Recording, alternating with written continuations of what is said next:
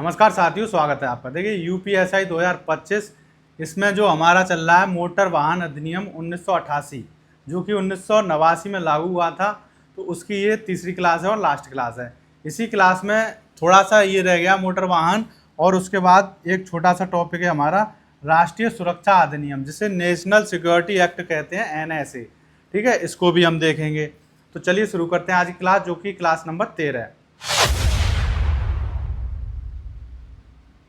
तो चलिए देखते हैं आज की क्लास में क्या है।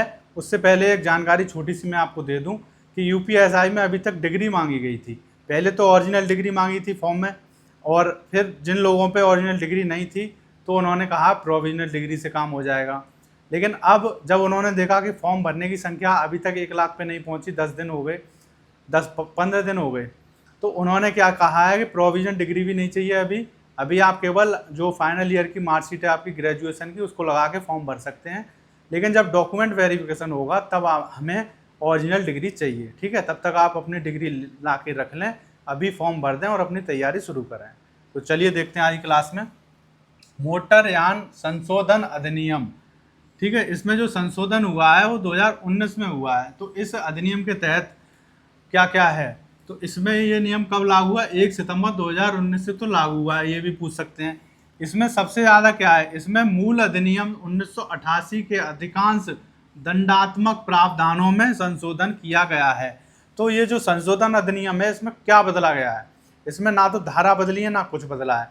इसमें केवल जो पहले दंडात्मक जैसे 500 रुपये थे, अब 1988 में रुपए कम थे, उस हिसाब से अब रुपए की वैल्यू ज़्यादा हो गई है, महंगाई बढ़ गई है।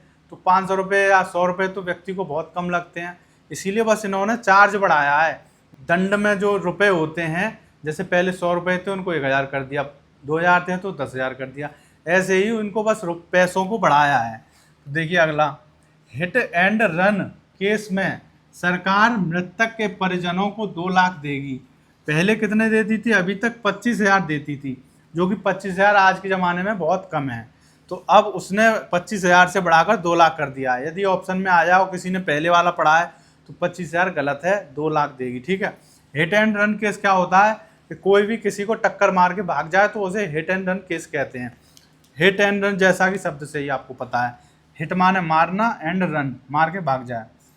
अगला देखिए, नाबालिग द्वारा यातायात नियमों के उल्लंघन पर उसके अभिभावक को जिम्मेदार माना जाएगा। यदि कोई 18 साल से कम उम्र का बच्चा है और वो रोड पे नियमों का उल्लंघन करता है तो उसकी कोई जिम्मेदारी नहीं है, उसके अभिभावक को पकड़ा जाएगा। ठीक है, तथा नाबालिग पर जुवेनाइल जस्टिस एक्ट के तहत मुकदमा चलेगा। ये पेपर में आ सकता है, किसके तहत मुकदमा चलेगा, तो आपको ये पता होना चाहिए, जुवेनाइल जस्टिस एक्ट, ठीक है, के तहत मुकदमा चलेगा। तथा वाहन का पंजीकरण जो रजिस्ट्रेशन होता है उसको रद्द कर दिया जाएगा।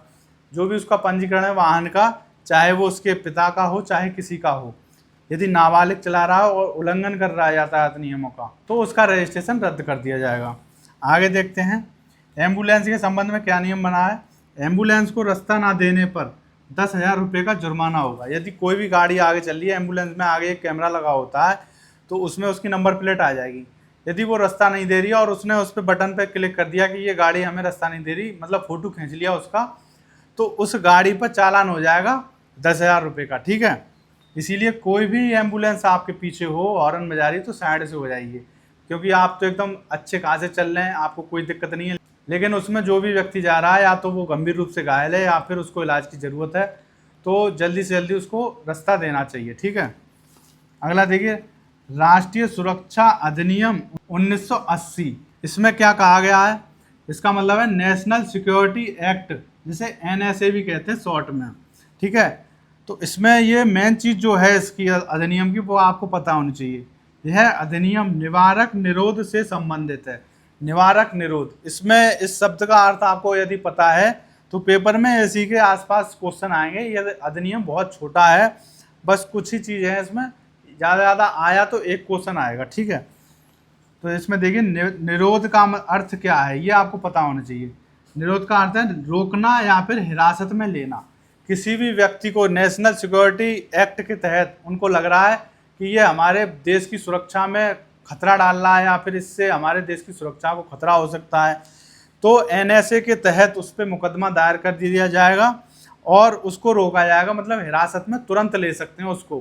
ठीक है, अब देखते हैं आगे है आपका NSA जो 1980 है, इसमें कितनी धाराएं टोटल, तो इसमें कुल धाराएं 18 हैं। ये पेपर में सीधे सीधे आ सकता है, इम्पोर्टेंट है।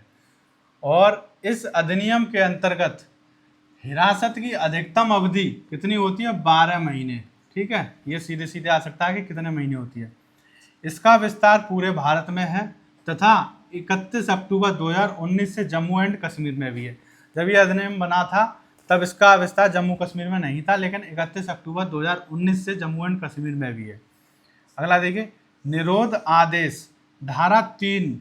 ठीक है, इसके तहत कौन दे सकता है, केंद्र सरकार या फिर राज्य सरकार, दोनों में से कोई भी दे सकता है। आगे देखिए, निरोध की अधिकतम अवधि कितनी होती है, 12 महीने, ऊपर बता चुके हैं। तो निरोध की अवधि पूछ ले सीधे सीधे, या ये पूछ ले इस अधिनियम के तहत कितनी हिरासत की अवधि कितनी होती है, तो बात एक ही है, हिरासत, निरोध या फिर रोकना या फिर गिरफ्तार करना। ठीक है, इस अधिनियम के अंतर्गत 12 महीने है। आगे देखिए, इस अधिनियम के अंतर्गत एक सलाहकार समिति होती है, सलाहकार बोर्ड। ठीक है, उसमें कितने सदस्य होते हैं, 3 सदस्य होते हैं, जिसमें एक अध्यक्ष होगा और 2 सदस्य होते हैं। जो अध्यक्ष होता है वो कौन होना चाहिए, हाई कोर्ट का न्यायाधीश होना चाहिए अध्यक्ष। ठीक है, तो ये सीधे सीधे क्वेश्चन आ सकता है कि अध्यक्ष कौन होता है, तो उसमें ऑप्शन होंगे सुप्रीम कोर्ट का मुख्य न्यायाधीश, हाई कोर्ट का मुख्य न्यायाधीश, हाई कोर्ट का जज। तो ये आपका आंसर है, हाई कोर्ट का न्यायाधीश। ठीक है, तो ये छोटी सी दो, एक तो यातायात कंप्लीट हो गया और ये राष्ट्रीय सुरक्षा अधिनियम कंप्लीट हो गया। अब हम नए टॉपिक पे बात करेंगे अगली वीडियो में, बहुत इंपॉर्टेंट। तो मिलते हैं अगली वीडियो में, तब तक के लिए थैंक यू।